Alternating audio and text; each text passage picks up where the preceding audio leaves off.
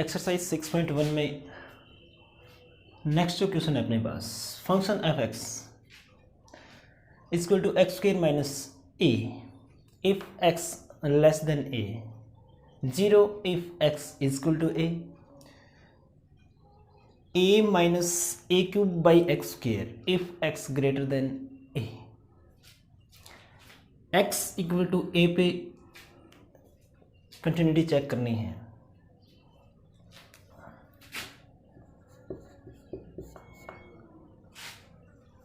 तो सबसे पहले ए पर फंक्शन की वैल्यू, यदि x a के इक्वल है तो फंक्शन है अपना 0, तो a पर जो फंक्शन की वैल्यू है वो है 0। अब right hand limit at x equal to a, right hand limit यानी एफ ए प्लस 0 और राइट हैंड लिमिट को निकाला जाता है limit h tends to 0 F A plus H से, limit h tends to 0 F A plus H के लिए function अपना होगा a से बड़ा, और a से बड़ा है अपने पास a minus A cube by x square, तो a minus A cube by x square यानी a प्लस एच का square.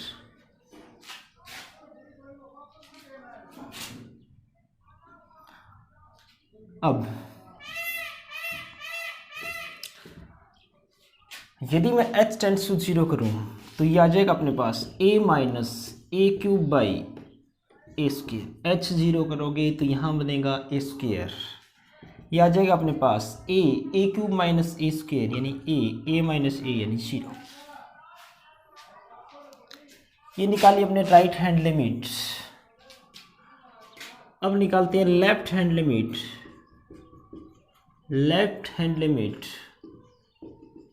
Eight x equal to a, left hand limit यानी एफ ए माइनस 0, और इसे निकालने के लिए limit h tends to 0 F A minus H किया जाता है। Limit h tends to 0 F A minus H का मतलब a से थोड़ा छोटा, और a से छोटे के लिए फंक्शन अपने पास है X square by A minus A, तो यह आ जाएगा अपने पास एक्स स्क्वेयर यानी a माइनस एच का square by A minus A. H tends to 0 है तो ऊपर बनेगा अपने पास A square by A minus A. सीधी लिमिट पुट करने पर यहाँ कोई दिक्कत नहीं है, एच 0 करोगे तो ए स्क्वेयर बाई ए माइनस ए अपने पास वैल्यू आ जाएगी 0, ए स्क्वेयर बाई ए यानी ए माइनस ए कितना हो गया 0। तो अपने लिख सकते हैं ए पर फंक्शन की वैल्यू राइट हैंड लिमिट और लेफ्ट हैंड लिमिट तीनों इक्वल हैं, तो x इक्वल टू ए पर फंक्शन कंटिन्यूस है, because f of a equal to F A plus 0 equal to F A minus 0। So fx is continuous at x equal to a, function जो है वो a पर continuous है।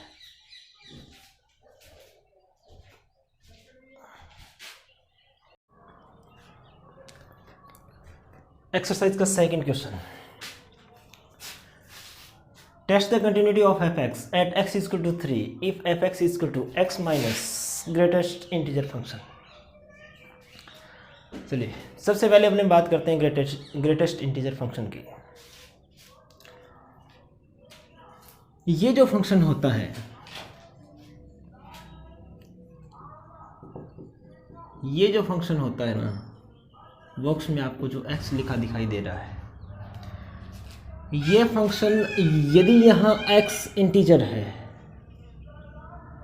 तो ये integer ही accept करेगा, यानी वही वैल्यू अपने पास आएगी। जैसे 2 है तो 2 आएगा, -1 है तो -1 आएगा। यदि x इंटीजर है तो अपने को वही इंटीजर प्राप्त होगा। लेकिन यदि इंटीजर के अलावा कोई और रियल नंबर है, जैसे मान लीजिए ये है 1.5, तो ये फंक्शन अपने से जस्ट छोटे इंटीजर को एक्सेप्ट करेगा। यानी जैसे 1.5 है तो ये आएगा 1। जैसे मान लीजिए 2.3 है तो ये देगा अपने को 2। 2.3 से जस्ट छोटा इंटीजर 2 होता है तो ये 2 को एक्सेप्ट करेगा। जैसे मान लीजिए -1.4 है तो -1.4 से छोटा जो इंटीजर्स है वो है -2। तो ग्रेटेस्ट इंटीजर फंक्शन है वो अपने इक्वल या अपने से छोटे इंटीजर, जस्ट छोटे नजदीक वाले इंटीजर को एक्सेप्ट करता है।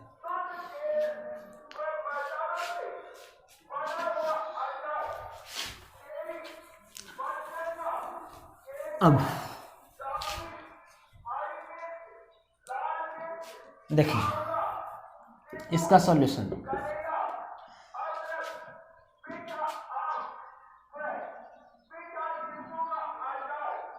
फंक्शन की वैल्यू जो है x = 3 पे पहले वो निकालते हैं, यानी f(3) और f(3) निकालेंगे तो यानी x = 3 पुट करेंगे तो ये आ जाएगा 3 माइनस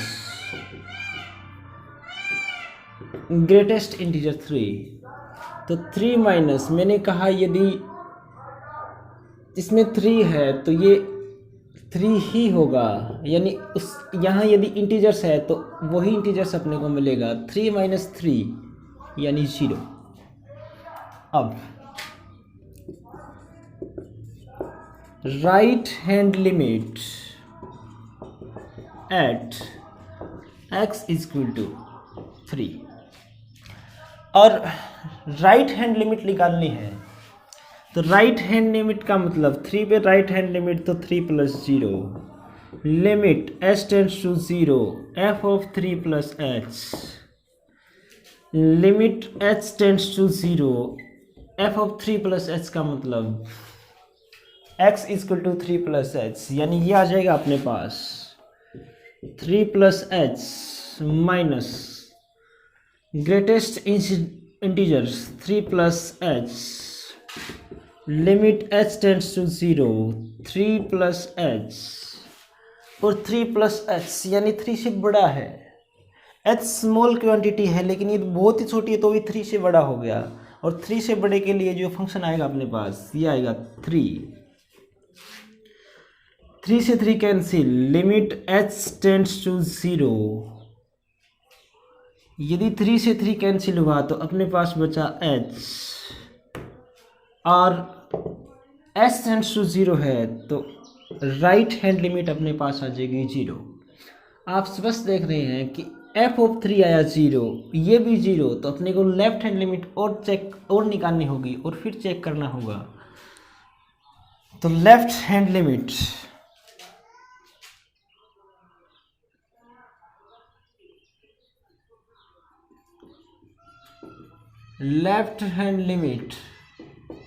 एट x = 3 और लेफ्ट हैंड लिमिट को लिखा जाता है 3 - 0 से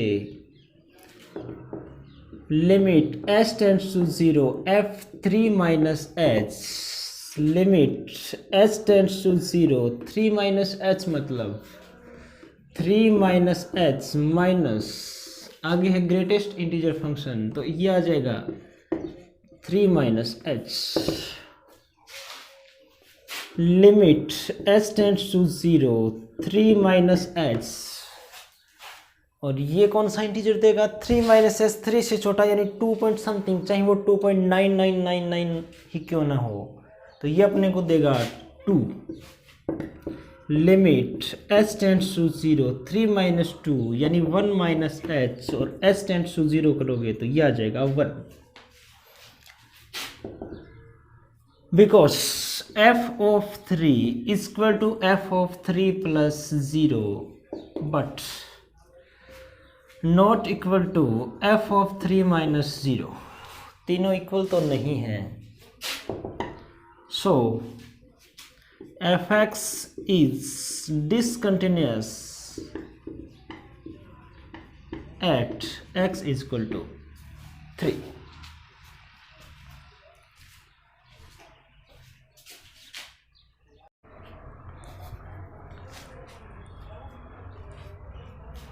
एक्सरसाइज का third question, if fx function अपने पास X cube plus X square minus 16x plus 20 upon x minus 2 का whole square,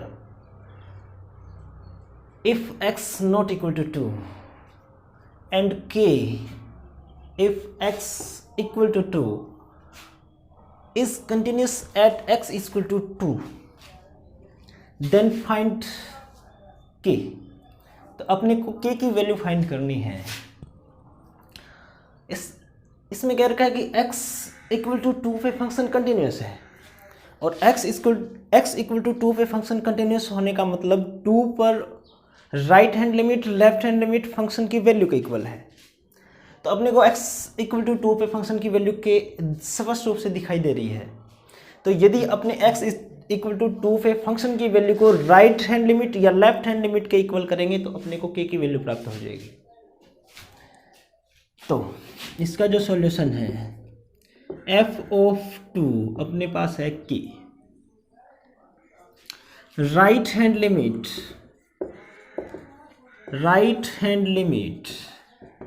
eight x equal to 2, x equal to 2 पे right hand limit f 2 plus 0 और इसे निकालने के लिए limit h tends to 0 f 2 plus h करते हैं। Limit h tends to 0 2 plus h का मतलब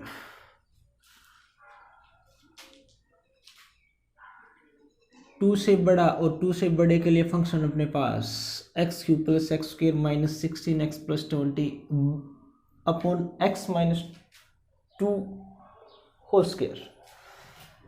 तो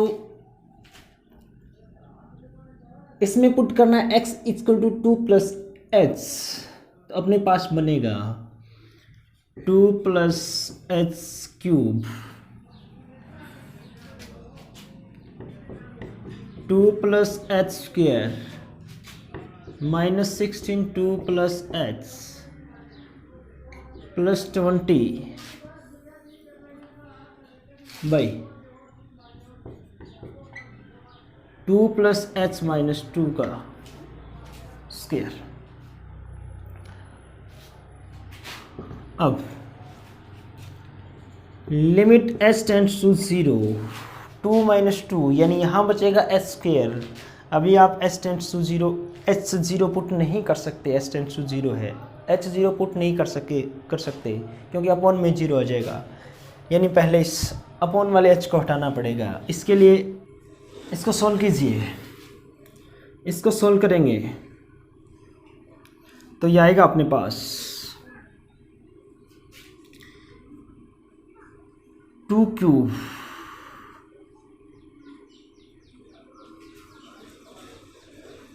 plus 3 into 2 square into h plus आगे आएगा 3 into 2 into h square plus h cube. उसके बाद 2 प्लस h का स्क्वायर है तो यह आ जाएगा 2 square plus 2 into h plus h square minus यह आ जाएगा 16 इंटू 2 32 -16h प्लस 20 बाई 2 से 2 कैंसिल यानी h²। इसको आगे सोल्व किया जाए तो लिमिट h टेंड्स टू 0, ये आ जाएगा अपने पास 8, ये आ जाएगा 12h, ये आ जाएगा 6h², ये आ जाएगा h³ plus 4 plus 4h plus h² -32 -16h plus 20 by h²। अब लिमिट h टेंड्स टू 0, ये बनेगा अपने पास h³ वाला टर्म एक ही है, h³ स्क्वायर वाले जो टर्म है 6h² h² 7h² plus 7h², h वाला जो टर्म है 12h 16h -16h, ये हो गया 0। और उसके बाद कांस्टेंट टर्म जो है वो अपने पास है 8 4 12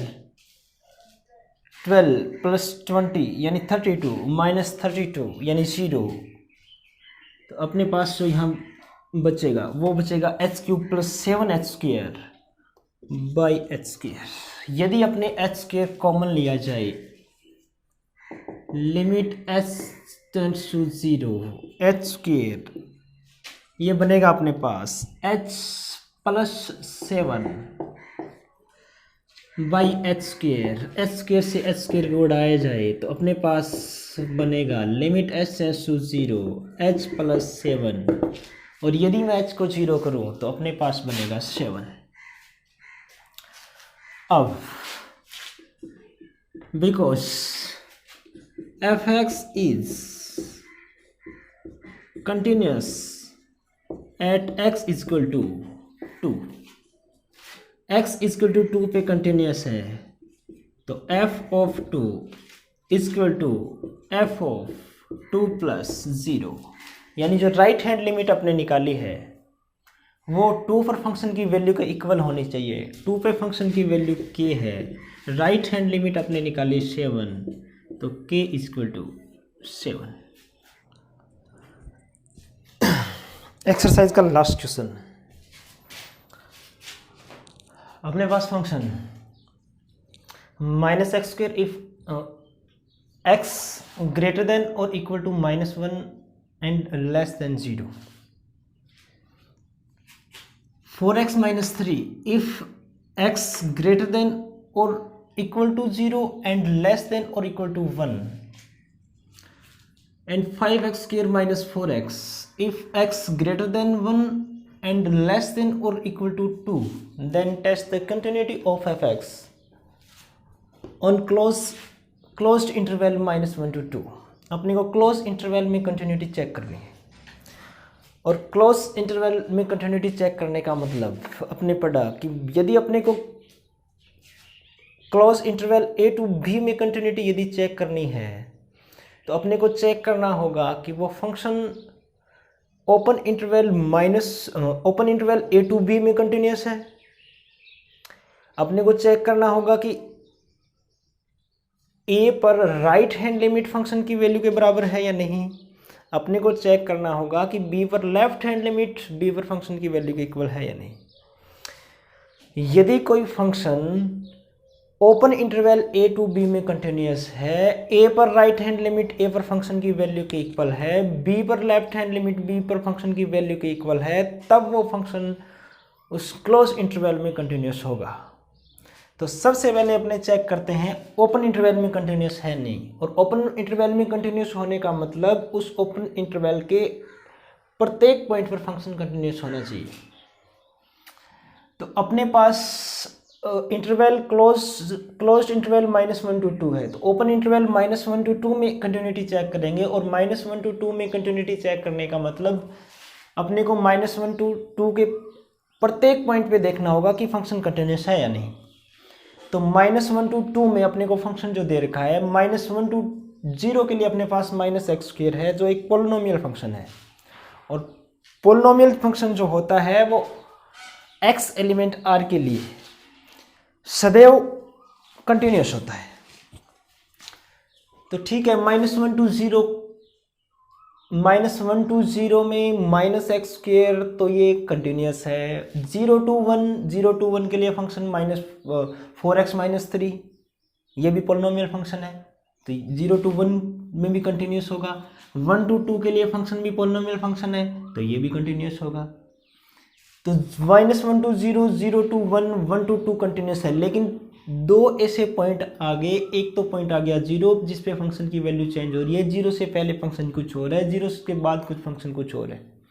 तो 0 पे फंक्शन चेंज हो रहा है तो ये डाउटफुल पॉइंट है। एक 1 पे फंक्शन चेंज हो रहा है, 1 से पहले फंक्शन कुछ और, 1 के बाद फंक्शन कुछ और, तो 1 पे फंक्शन चेंज हो रहा है, नहीं 1 डाउटफुल पॉइंट है। आप गौर कीजिए, -1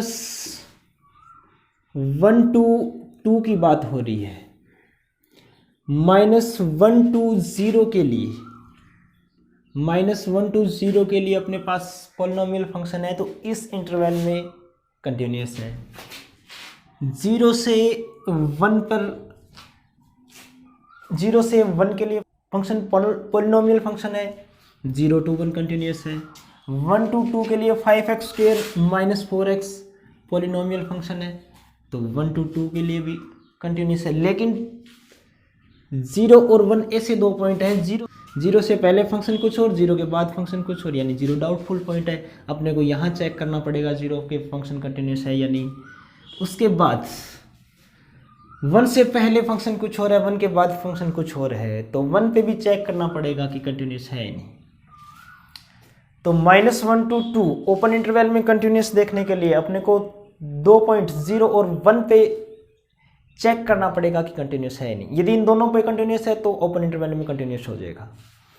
यदि इन दोनों में से एक भी पॉइंट अपने को ऐसा मिल गया जिस पे कंटिन्यूस नहीं है, तो फिर फंक्शन उस ओपन इंटरवल में कंटिन्यूस नहीं होगा, और ओपन इंटरवल में कंटिन्यूस नहीं होगा तो क्लोज इंटरवल -1 to 2 में भी कंटिन्यूस नहीं होगा।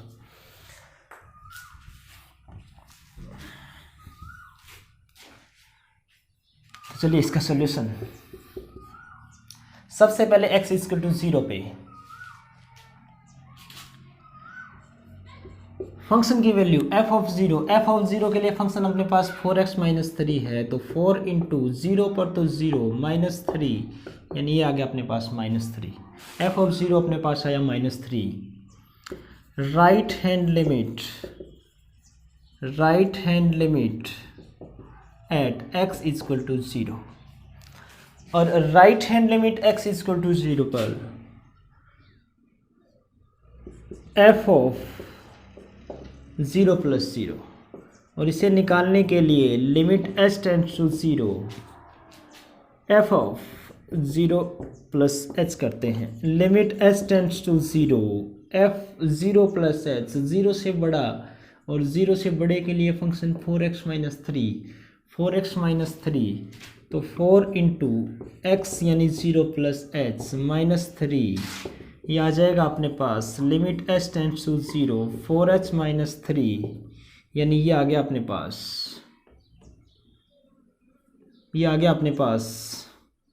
-3, क्योंकि h 0 करोगे तो अपने पास बनेगा -3। अब 0 पर left hand limit at x = 0, और 0 पर लेफ्ट हैंड लिमिट का मतलब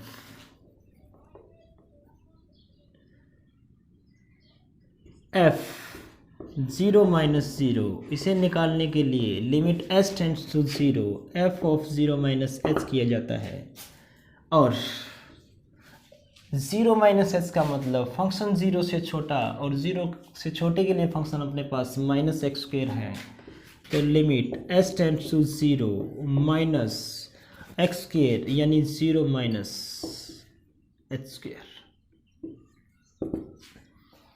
यह आ जाएगा अपने पास लिमिट h → 0 -h², और s → 0 करें तो यह आ जाएगा अपने पास 0। एफ ऑफ ज़ीरो अपने पास आया -3, राइट हैंड लिमिट आई -3, लेफ्ट हैंड लिमिट आई अपने पास 0। फंक्शन की वैल्यू 0 पर राइट हैंड लिमिट के तो इक्वल है परंतु लेफ्ट हैंड लिमिट के इक्वल नहीं है, because F of zero is equal to F of zero plus H, 0 plus 0, but not equal to F of 0 minus 0. So fx is discontinuous at x is equal to 0. fx x equal to 0 पे discontinuous है। और मैंने आपको कहा यदि आपको interval में एक भी पॉइंट ऐसा मिल गया कि उस पर डिसकंटिन्यूस है तो फंक्शन उस ओपन इंटरवल में डिसकंटिन्यूस होगा, और ओपन इंटरवल में डिसकंटिन्यूस है तो क्लोज इंटरवल में भी फंक्शन क्या होगा, डिसकंटिन्यूस होगा। तो implies that F x is discontinuous on closed interval -1 to